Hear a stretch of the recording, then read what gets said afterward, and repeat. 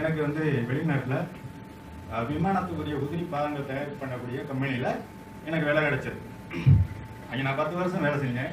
10 வருஷம் முடிஞ்சு 11ஆவது வருஷம் போகும்போது எனக்கு வயிற்றில் ஒரு வலி ஏற்பட்டது இந்த இடத்துல.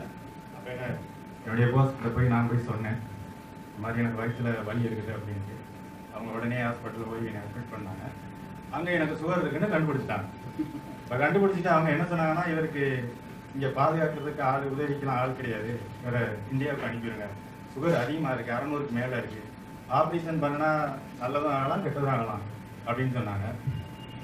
இப்போ என்னுடைய போஸ்ட் சொன்னால் நீங்கள் ஊருக்கு போயிரு அப்படின்னா, சார் எனக்கு வலி ஓவராக இருக்குது, அதனால் எனக்கு இங்கேயே ஆப்ரேஷன் பண்ணிடுங்க அப்படின்னு சொன்னேன். அங்கேயே எனக்கு ஆப்ரேஷன் பண்ணிட்டாங்க.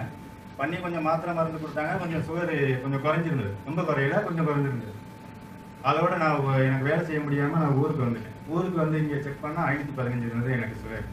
நான் கிட்டத்தட்ட ஒரு 6 மாதத்தில் வந்து ஒரு 65,000 செலவு பண்ணியிருக்கேன்.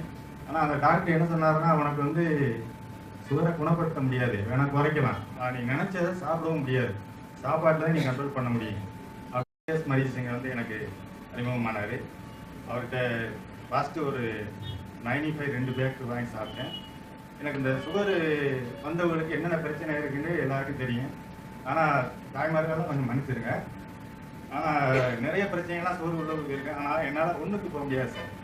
அதிக நேரம் ஒன்றுக்கு போய் ஒன்றுக்கு போன இடமே சிவந்து போச்சு. எனக்கு அந்த அளவுக்கு மோசமான இருந்தேன். என்னால் நடக்கவே முடியல. இந்த 95 சாப்பிட்டது பிறகு நல்லா நடக்க எனக்கு தெம்பு வந்தது. நினைச்சதையும் சாப்பிட்டேன், எந்த பிரச்சனையும் இல்லை. ஆனால் அதை விட வந்து இந்த சார் சொன்ன முறையை நான் வந்து கையாண்டு சாப்பிட்டதுனால எழுந்து நிற்க முடிஞ்சது, பேச முடிஞ்சது, நடக்க முடிஞ்சது. அதுக்கு பிறகு வந்து இந்த 2 பேக் முடிஞ்ச உடனே சார் வந்து இந்த டைபாய்டு டேப்லெட் எனக்கு கொடுத்தாரு. அதை வந்து அவர் சொன்ன பிரகாரம் நான் சாப்பிட்டேன். கரெக்டாக சாப்பிட்டதுனால எனக்கு நான் ஃபஸ்ட்டு வந்து ஒரு வடை சாப்பிட்டா கூட என்னால் பேச முடியாது, நடக்க முடியாது, அவ்வளோ மயக்கமாக வரேன். ஆனால் இப்போ 10 வடை சாப்பிட்டா கூட எனக்கு எந்த இதுவும் தெரியல. நினைச்சதையும் சாப்பிட்றேன். 3 வேளை சாப்பிட்டா கூட எனக்கு ஒன்றும் தெரியல. ஆனால்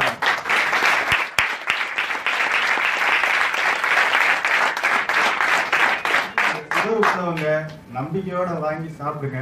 நான் உங்களுக்கும் குணமாகுங்க சுகர் என்று சொல்லி வாய்ப்புக்கு. இப்போ சுகர் லெவல் இப்போ வந்து எனக்கு 120 இருக்கு சார்.